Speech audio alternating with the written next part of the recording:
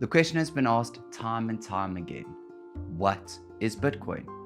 And every video I've come across either makes it too simple or too complex. Well, today I'm going to break it down for you in as little as 6 minutes flat, and I'm going to do my best to make sure everyone can understand it. Sound good? Let's go.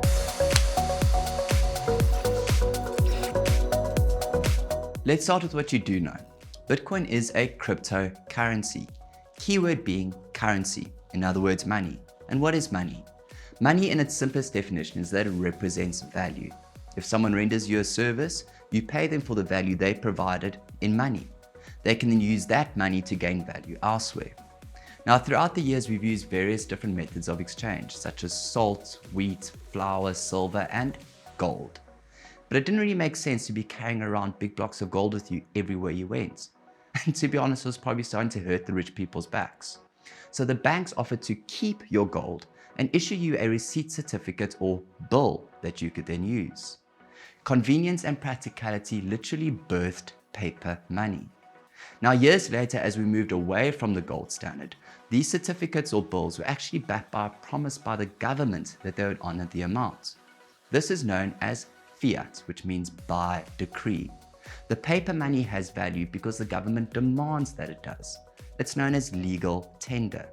We literally went from putting our trust and faith from something into someone, the government, who have a detailed ledger of all of our financial details. This brings across its own problems, as we've seen throughout the years. Because it is centralized and the government has full control, fraudulent activity has been rife.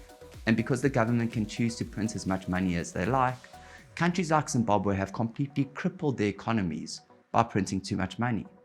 The ability to print an unlimited supply of funds is extremely dangerous.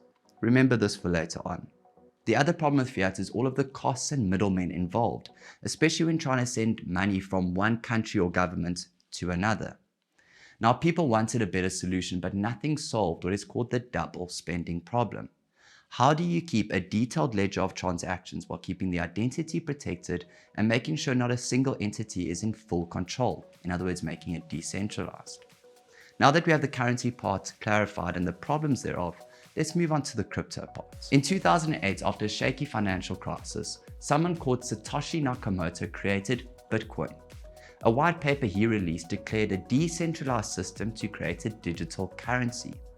A limited supply of Bitcoins are created using algorithms on the network with all the transaction details available to users of that network. Understand? Of course not, because that's still confusing as hell. So let's simplify.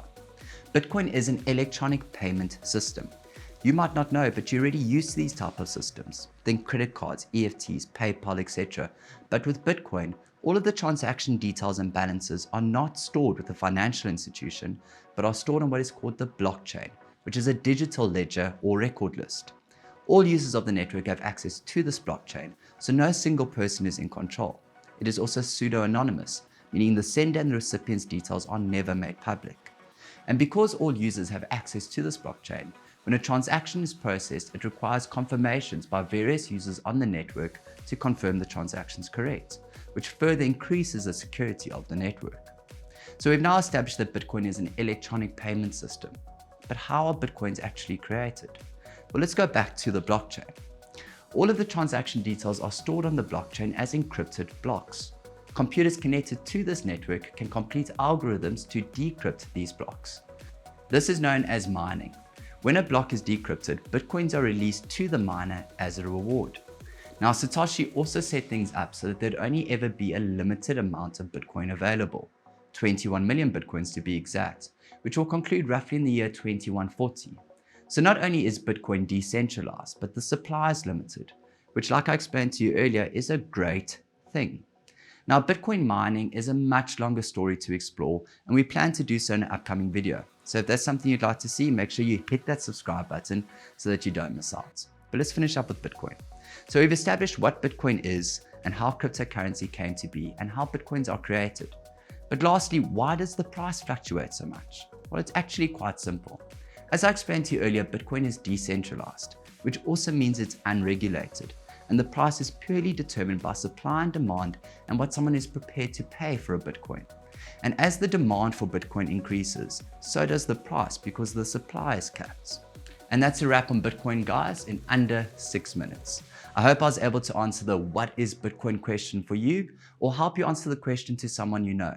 If I was, make sure you hit that like button. And if this is a type of content you enjoy, everything crypto to e-commerce and all the online hustles in between, make sure you hit that subscribe button. And we'll see you guys in the next video.